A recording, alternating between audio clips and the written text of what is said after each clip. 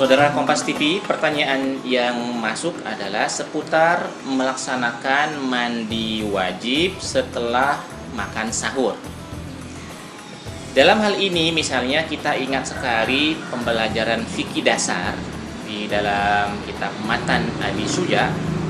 Beliau menjelaskan bahwa ada 5 hal yang tidak boleh dilakukan oleh orang yang sedang berhadas besar, ya, terutama dengan alasan junub.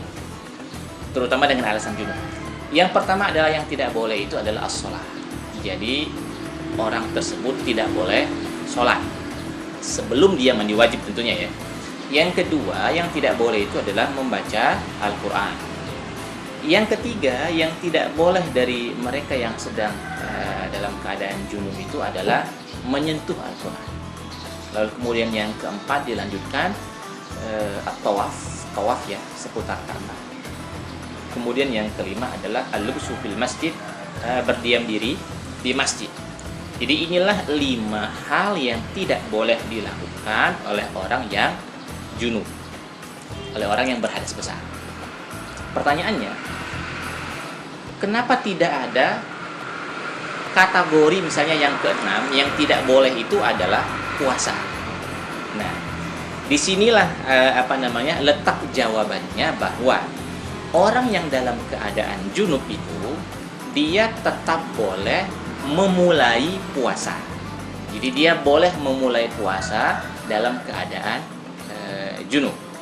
Atau bahkan dia boleh juga makan sahur dalam keadaan junub. Lalu kemudian setelah dia makan sahur, atau bahkan misalnya di waktu imsak, kalau kita di Indonesia sekarang kan ada waktu imsaknya, atau misalnya di awal orang azan, misalnya orang azan di masjid, tiba-tiba dia yang berada di rumah itu buru-buru melaksanakan mandi wajib. Maka itu yang harus kita fahami dulu, bahwa yang seperti ini boleh dilakukan dan yang seperti ini puasanya tidak rusak, gitu ya. Puasanya tidak rusak. Nah, ini semua salah satu landasannya adalah cerita dari istri Nabi yang bernama Aisyah radhiyallahu anha. Jadi belakangan ini memang nama istri beliau Aisyah radhiyallahu anha ini lumayan viral, gitu ya. Cuma keviralannya mudah-mudahan tidak menutupi keviralan dari riwayat-riwayat hadis yang banyak sekali diriwayatkan oleh istri beliau. Nah, permasalahan pertanyaan saudara Kompas TV ini juga akhirnya terjawab lewat informasi dari istri beliau. Nah, kata Aisyah radhiyallahu anhu dalam pengalaman hidup beliau bersama Rasul itu menceritakan bahwa dulu ada orang bertanya dengan Rasul. Ya Rasulullah, ini laki-laki yang bertanya kepada Rasulullah. Wahai Rasulullah, tudrikunis shalah wa ana junubun fa'asum. Saya ini kira-kira ya, saya ini dalam kondisi junub, tiba-tiba masuk waktu sholat.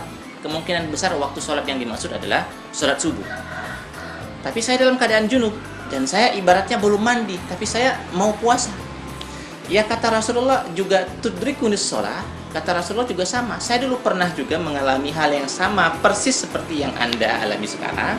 Dalam keadaan junub, masuk waktu sholat subuh, lalu kemudian saya buru-buru mandi, lalu kemudian saya lanjut saja puasanya.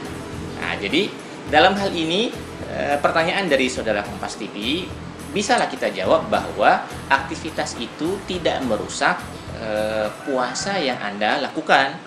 Akan tetapi memang kalau memang tidak ada halangan yang sangat krusial untuk segera memandikan, untuk segera menyegerakan mandi wajib, itu bagusnya sebisa mungkin mandi wajibnya itu disegerakan. Terlebih di malam-malam hari di bulan Ramadan, itu memang ya kesunahannya kita kan baca Al-Quran. Padahal kan kalau dalam keadaan junub, ya nggak boleh orang baca Al-Quran, dia harus mandi dulu.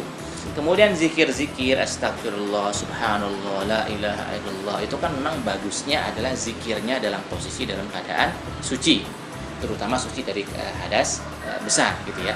Ini hal-hal yang harus kita perhatikan demi mendapatkan seluruh kemuliaan Ramadan yang sekarang ini hadir bersama kita semua. Demikian, mudah-mudahan ada manfaatnya.